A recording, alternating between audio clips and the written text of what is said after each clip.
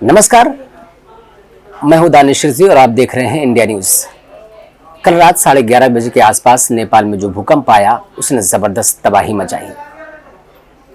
अयोध्या से तकरीबन 227 किलोमीटर की दूरी पर और नेपाल की राजधानी काठमांडू से तकरीबन 331 किलोमीटर की दूरी पर जाजरकोट में जो भूकंप आया उसने तकरीबन 250 लोगों की मौत हो चुकी है और साथ ही साथ 100 लोगों के घायल होने की भी संभावनाएं जताई जा रही हैं।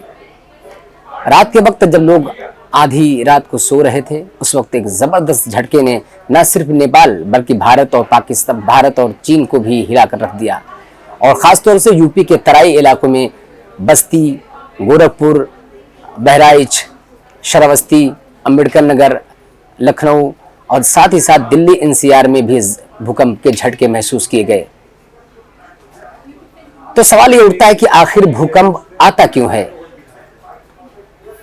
भूकंप आने की वजह क्या है? आज हम आपको यही बताएंगे कि भूकंप के आने की वजह क्या है।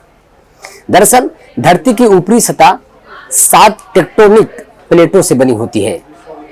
जहां भी ये प्लेटें एक दूसरे से टकराती हैं तो जबरदस्त भूकंप या जलजला होता है। जलजला तब आता है जब ये प्लेटें एक दूसरे से टकराती हैं और एक दूसरे के क्षेत्र में घुसने की कोशिश करती हैं। तो प्लेटों से रगड़ती हैं, उससे जबरदस्त ऊर्जा निकलती है। उस घर्षण या फ्रिक्शन से ऊपर की धरती डोलने लगती है। कई बार धरती फट भी जाया करती है। कई बार हफ्तों तो कई बार महीनों तक जलजले आते रहते हैं और भूकंप इतना विनाशकारी होता है कि लोगों की कई 100 लोगों की अब तक जाने जा चुकी हैं। और जहां तक रहा सवाल नेपाल का, नेपाल में पिछले 1 महीने में 3 बार भूकंप आ चुके हैं। तो इन ऊर्जा से जो निकलती है उसके बाद जो सबसे ज्यादा नुकसान होते हैं वो जान माल का होता है। भूकंप के जलजले आने के बाद जो सबसे खतरनाक जो स्टेज होता है उसे आफ्टर शॉक कहते हैं। और आप जानते हैं तीव्रता के हिसाब से क्या हो सकता है इसका असर। मतलब अगर 0 से लेकर 1.9 रिक्टर स्केल पर भूकंप आने पर सिर्फ सीज्मोग्राफी से ही पता चलता है और 2 से 2.9 रिक्टर स्केल पर भूकंप आने पर हल्का कंपन होता है।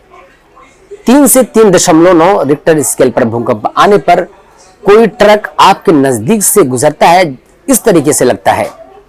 4 से 4.9 रिक्टर स्केल पर भूकंप आने पर खिड़कियां टूट जाया करती हैं, दीवारों पर टंगे फ्रेम गिर जाया करते हैं। 5 से 5.9 रिक्टर स्केल पर भूकंप आने पर फर्नीचर हिल सकता है और जो सबसे खतरनाक है 6 से 6.9 रिक्टर स्केल पर भूकंप आने पर इमारतों की नींव दरक सकती है, ऊपरी मंजिलों को नुकसान हो सकता है। तो जहां तक रहा सवाल नेपाल का, नेपाल में तकरीबन 6.4 पॉइंट के आसपास रिक्टर स्केल के आसपास भूकंप रहा जिससे काफी जान माल का नुकसान हुआ है।